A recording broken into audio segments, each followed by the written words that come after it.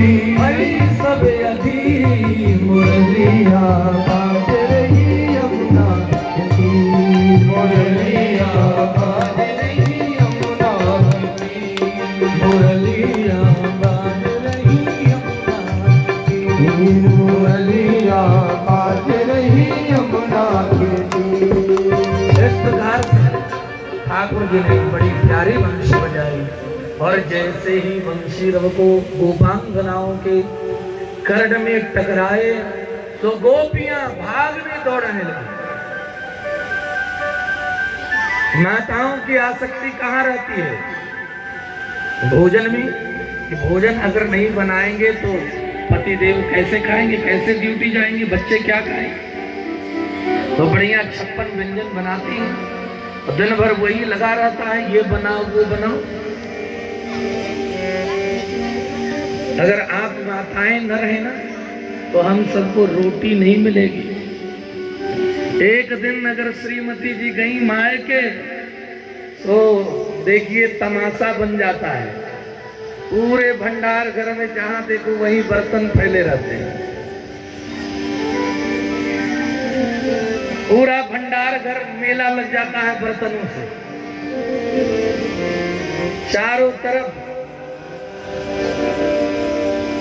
पर अब धीरे धीरे पुरुष लोग संभल रहे हैं, अब धीरे धीरे अभ्यास कर रहे हैं लोग, अब बना लेते हैं। अब समस्या ये है कि श्रीमती जी ड्यूटी करती हैं तो वो चली जाएंगी तो भोजन कौन बनाएगा? भोजन बनाना पड़ता है। तो धीरे धीरे अभ्यास फिर नहीं मिलेगा लोग कर रहे हैं, आना शुरू कर दिए। ताकि अभी प्राय लोग ऐसे हैं कि जिनको भोजन नहीं बनाने आता है। अगर ये माताएं न रहें तो भोजन मिलना आफत है। तो कहाँ आ सकती है? बोले भोजन। और ठाकुर जी ने यहाँ बंसी बजाई तो उस समय गोपियां क्या कर रही थी? कोई अपने पति देव के लिए भोजन बना रही थी तो चूल्हे में ही सब्जी चढ़ी थी। आवाज आई बंसी की तो गोपी भाग खड़ी। एक गोपी हलवा बना रही थी, हलवा छोड़कर आ गई, आग पर ही भाग गई। एक गोपी श्रृंगार कर रही थी, श्रृंगार भी नहीं हुआ, अधूरा श्रृंगार करके चली गई। एक गोपी कान के कुंडल पहन रही थी तो नाक में पहन लिया और चली गई। एक गोपी आंख में काजल कर रही थी तो उसी समय बंसी बजी तो वो गाल में ही काजल लगा कर चली। एक गोपी अपनी सास माँ के चरण दबा रही थी और ठाकुर जी ने इधर बंसी बजाई तो सासू माँ को छोड़कर सासू माँ बोलती रही और वो चलती। और एक गोपी का पति इतना जबरदस्त था कि जैसे ही वो जाने लगी तो पति ने पकड़ लिया कि हम जाने नहीं देंगे, बंद कर दिया कमरे में, साकल लगा दिया। पर गोपियों का चित्त तो श्याम में चिपका हुआ था। तुरंत उसने पांच भौतिक शरीर को छोड़ा, दिव्य धारण देह धारण करके अन्य गोपियों से पहले ही जाकर भगवान से मिली। जितनी ब्रज की गोपियां थी, हजारों ब्रजबामाएं वंशी की धुन सुनकर दौड़ रही हैं। दुहंत्यो भिययुः काचित् दोहं हित्वा समुत्सुकाः। और कुछ गोपियां जो गाय दोहन कर रही थी वो उन लोगों ने वंशी सुनी, वो भी भाग गईं। इस प्रकार से सारी गोपियां यमुना के तट पर पहुंच गईं और जय प्रियं किं करवाणि व्रजस्यानामयं कच्चित् भूतागमन कारणम्। हे महाभागाओं ब्रजभामाओं, स्वागतम स्वागतम। भगवान ने स्वागत किया, पर स्वागत करने के बाद भगवान ने कहा कि कहो भूतागमन कारणम, कैसे आप सब आई?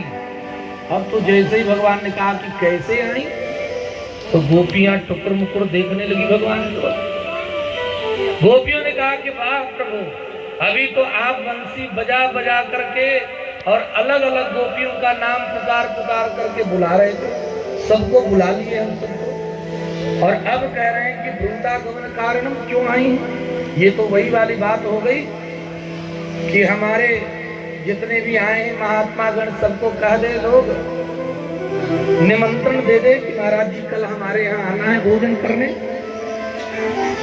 कल पंकज जी के यहाँ जाना है भोजन करने। अब जाए उनके दरवाजे पर तो कहे कि कहो महाराज रूतागमन कारणम, कैसे आगमन आपका हुआ। तब तो हम लोग निरुत्तर हो जाएंगे, तब तो कहना पड़ेगा कि हम लोग भोजन करने आए, आपने निमंत्रण दिया था। तो भगवान ने ऐसा ही कुछ कर दिया गोपियों के साथ, बंसी बजाकर बुलाए, स्वागत भी किया। लड़ाई झगड़ा सासू मैया से लड़ाई झगड़ा करके आई। गोपियों ने कहा कि प्रभु ऐसी बात नहीं है। भगवान ने कहा कि अच्छा समझ गए तुम सब शरद की चांदनी रात्रि देखने आई हैं। गोपियों ने कहा कि अरे शरद की रात्रि मैं बहुत देखी हूँ, शरद की रात्रि देखने नहीं आई। भगवान ने कहा कि अच्छा अब मैं समझ गया, तुम सब अपने पति देव से झगड़ा करके आई। पर देखो गोपियों, पति चाहे कैसा भी हो, दुश्शीलो दुर्भगो वृद्धो जड़ो रोग्य धनो पिवा पति स्त्रीभ्यो लोके सुभिरपात। पति चाहे वृद्ध हो, रोगी हो, धनहीन हो, किसी भी अवस्था में पति का अपमान नहीं करना चाहिए।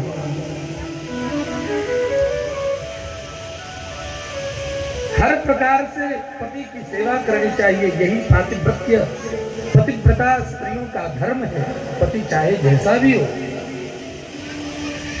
पति स्त्रीभिर्नहातव्यः, पत्नी कभी भी उसे प्रताड़ित न करे, उसे अपशब्द न कहे, ये पतिव्रता स्त्रियों का धर्म है। महिमा बताना शुरू कर दिया। गोपियों ने कहा कि देखो प्रभु, हम ये प्रवचन सुनने नहीं आए, हम तो आपसे मिलने आए हैं। भगवान ने कहा अच्छा समझ गए, हमसे बहुत प्रेम है आपसे का, आप बहुत प्रेम करती हैं।